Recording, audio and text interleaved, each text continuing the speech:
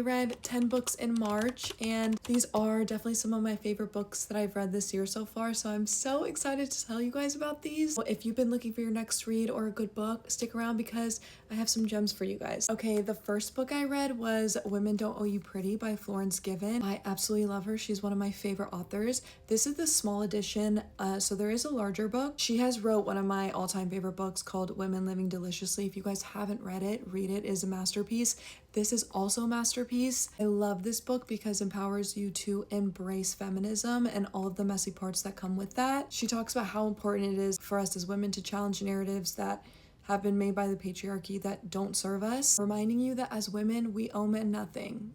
And yes, I mean nothing, especially not being pretty, hence the title. It is a small book, but it is packed with such valuable information, hence all of my tabs. I genuinely couldn't recommend it more, and all of her work is so necessary and so valuable. Okay, next book I read was A Brief, Fleeting, Almost Impossible Gift by Correa Vega, and when I tell you guys, I have to say this is probably one of my favorite books that I've read this year so far. When I tell you guys, okay, that this book genuinely wrecked me deep in my soul, okay? I was crying so hard, and you guys know that that's what I love. Like, I love to be wrecked by the books that I read. This is a young adult contemporary romance, and it follows this girl named Maya. This book starts with Maya and her family moving to Hawaii, so they're creating this whole new life. Very shortly after they move to Hawaii and settle in, Maya gets diagnosed with a terminal illness. This is Maya's story of battling her cancer while also trying to figure out what is the meaning of life and how she wants to spend her last days. She meets two polar opposite boys who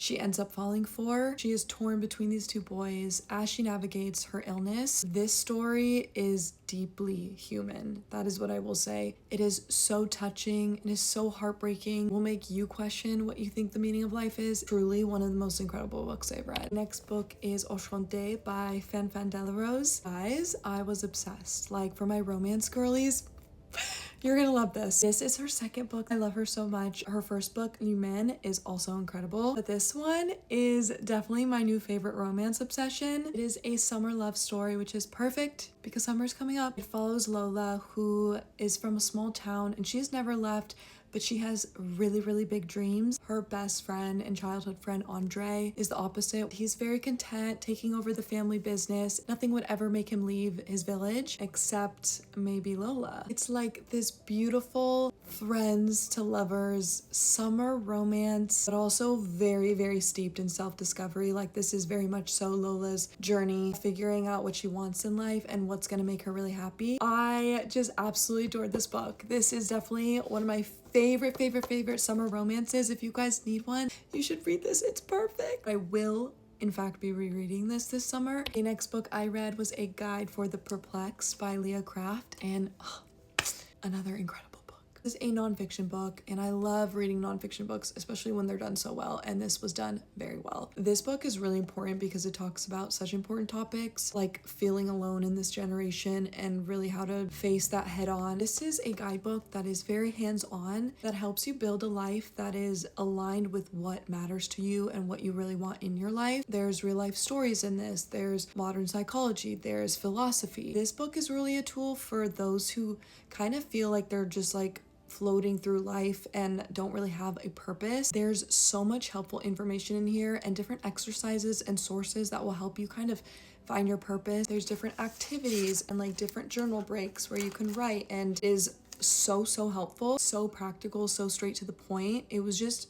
incredibly helpful. Okay, next was Whitby by Alex Brown, which was so good. I loved this book. I love reading darker themed books, and that's what this was, and it was so good. This is a fiction book, and it follows this author who goes to this place called Whitby, which is a very like mysterious, quiet and dark kind of town. And when he gets there, he meets this woman, Elise. She is very mysterious. She's very magnetic. He is drawn to her right away, but he's not quite sure why and what it is about her. As he gets to know her, he discovers that she is not what she seems, but it is too late. He starts changing in many different ways. This is like a dark vampire romance story that will literally suck you in. I read this in one sitting. It was so well written. It was so unique. It was addicting, like genuinely addicting. Promise you guys won't want to put it down. Like, it was fantastic. Next, I read Notes on Grief by Chimamanda Ngozi Adichie. You guys know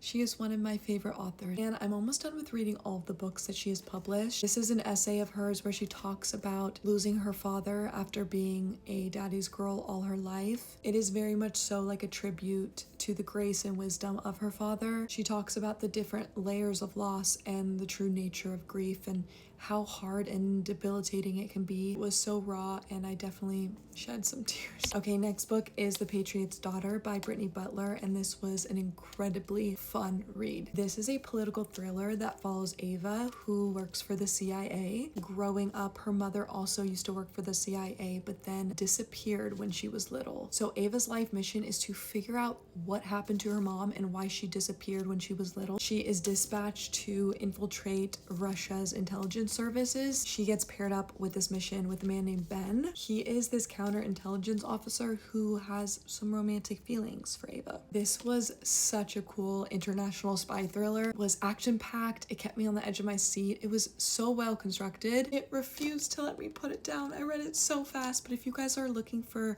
this like spy political thriller, here you go. My next book is Start at the End by Emma Gray, and she also wrote an incredible book called Pictures of You, which I loved so much. But this book was a whirlwind of emotions for me. Like, the story follows Audrey and Frasier, who have this like whirlwind romance and have this unbreakable kind of bond and love story, and then one day something tragic happens that splits both of them up. It indefinitely changes the way that these two characters live their lives. So many what ifs. What if life unfolded and looked like this? What if this didn't happen? It is really all about two soulmates that get split apart and then have to navigate a new kind of life. It's about their never-ending love and loss and grief. It explores fate and how much of our lives are out of our control. Her storytelling is always so incredible. If you want to go on the roller coaster of your life, this is the book for you. Okay, next book I read was The Montecito Rules by Jeff Nelson, and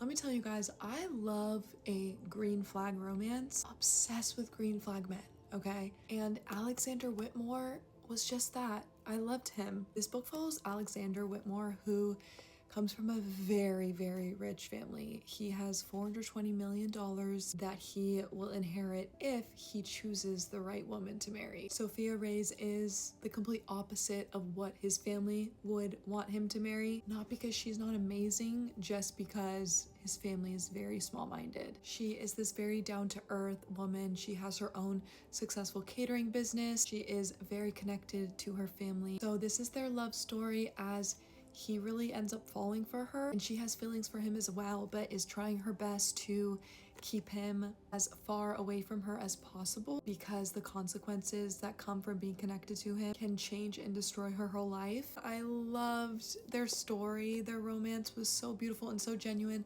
and such a green flag, and I loved that. It was still the right amount of tension and build, and I just think it was such a beautiful romance. Okay, last book I read was The Supreme Gift by Paulo Coelho. I've read so many of his books. I'm trying also to read every single one. I think this might be like the 7th or 8th that I've read by him because he's such an incredible author. This is his new book where he talks about the culmination of 9 elements of what makes up love. He talks about how love is the most important thing on this planet and how you can incorporate that love into your daily life and daily activities and experiences. Just love this message that he talks about. I just feel like I become a better, smarter, more empathetic version of myself every time I finish one of his books. I think that's such an incredible feeling to feel as a reader. That's why I love his books so much. Okay, my lovely friends, those are all of the books I have for you guys today.